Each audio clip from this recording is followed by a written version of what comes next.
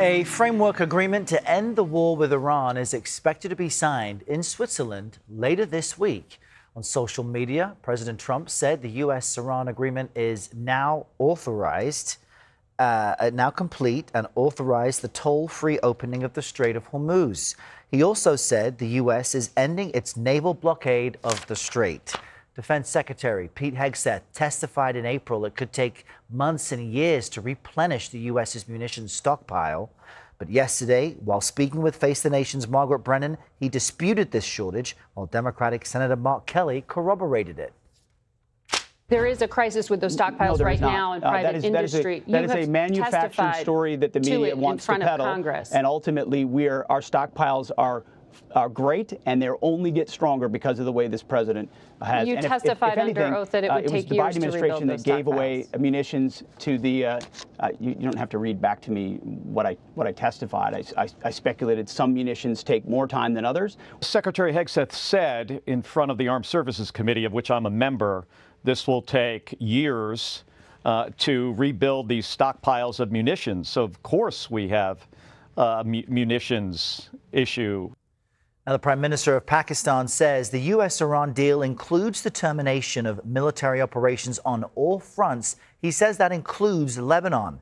However, an Israeli news service reports that Benjamin Netanyahu told President Trump Israel will not withdraw from Lebanon. He also reportedly said the nation intends to keep responding to attacks from Hezbollah. Meanwhile, the president is currently headed to Europe for the annual G7 summit. He is scheduled to hold a meeting with French President Emmanuel Macron later today.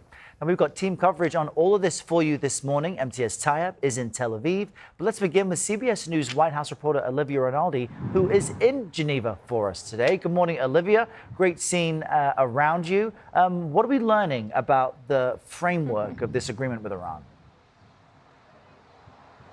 Yeah, good morning, Errol. It's quite gorgeous here in Geneva, where the G7 is set to kick off later today. We did learn more about this framework, though, that President Trump says will be agreed to by both sides, the U.S. and Iran. President Trump says the deal is fully complete. He also said that the Strait of Hormuz will be reopened without tolls. Remember, there was speculation that there would be some type of toll system created by Iran in conjunction with the Omanis. President Trump says there will be no tolls. He also says that the U.S. is going to drop its own naval blockade on the region, allowing ships to flow through. He even said, ships of the world, get your engines ready. But the question is, when is this going to be signed? The latest we have heard is that it could be signed here in Switzerland on Friday, but we don't have many details about who will be involved in that, at least from the U.S. side. There's also questions about the Iran nuclear program. Namely, once this deal is signed, it's going to kick off 60 days of negotiations for Iran's nuclear program.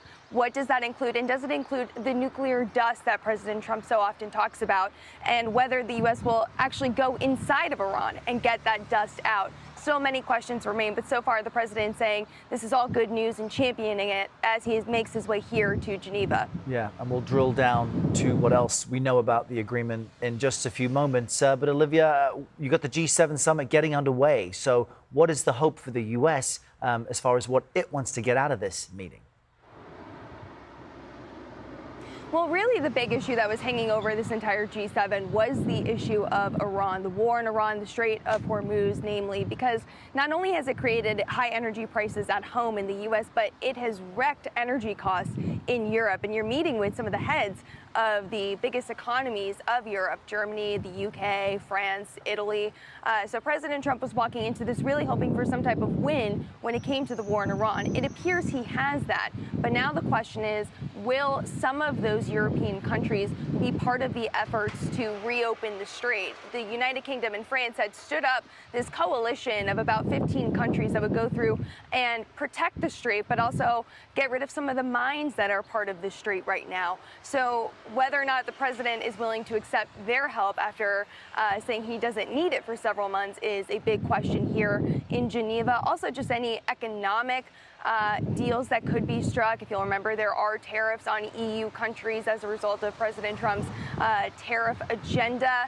We know something that won't be discussed here, though, is actually climate change. We were told by officials that they struck that from the agenda in order to keep President Trump on track in coming and to keep the agenda moving forward, because we know the president does not like talking about climate change. In previous G7s and NATO summits, he had pulled out of the Paris Climate Accord, which created some international controversy. So we know that's not going to be discussed here today, but at least Iran and the economy are going to be top of mind. Errol. All right, we'll stay close to your coverage. Olivia Rinaldi in Geneva for us. Olivia, thanks. CBS News senior foreign correspondent Imtiaz Tyab is following developments from Tel Aviv and joins us now. Imtiaz, good morning. So there's few specifics available, but Iran says it will receive billions of dollars in frozen assets as part of this framework agreement. What's the regional reaction to that, and what has been announced? Errol, good to be with you. Well, in short, I think there is a collective sigh of relief here across the region. We have to remember that throughout this conflict, even though we've had this ceasefire between the U.S. and Iran largely hold, we've of course seen some flare-ups. The Strait of Hormuz has been blocked. And why is that significant? 1/5 of the world's oil and gas passes through, though. Who are those countries that produce that stuff? Qatar, Saudi Arabia, the UAE, so on and so forth. Their economies have ground to a halt, and we understand that they've been very involved in trying to get us to this point. Now, in terms of the actual deal itself, we only really know the broad terms, that the Strait of Hormuz will be reopened. There's competing narratives around just what kind of financial relief Iran will receive. But what we do know for certain is that on Friday, this deal is expected to be signed in Geneva, Switzerland. But Errol, we've been watching this conflict now for 3 months. This ceasefire, these negotiations go back and forth and back and forth. And so 5 days from now is a very long time, and a lot can happen between now and then. Yeah, and specifically, Imtiaz, you know, Israel started this conflict with the U.S. against Iran and its proxies, but its own fight against Hezbollah in Lebanon doesn't seem central to U.S. interests recently. So how is that addressed, if at all, in this framework? Yeah, it's pretty notable that you point out that this was a war that the U.S. and Israel went into together. But Israel has not really been part of these negotiations.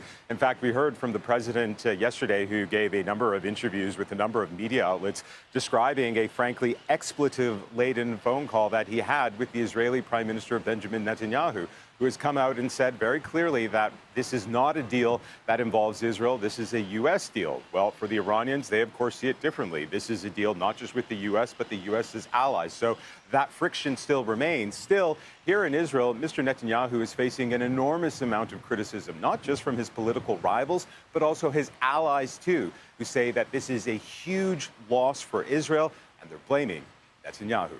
Back to you. All right, Imtiaz Tyab in Tel Aviv. Imtiaz, thanks.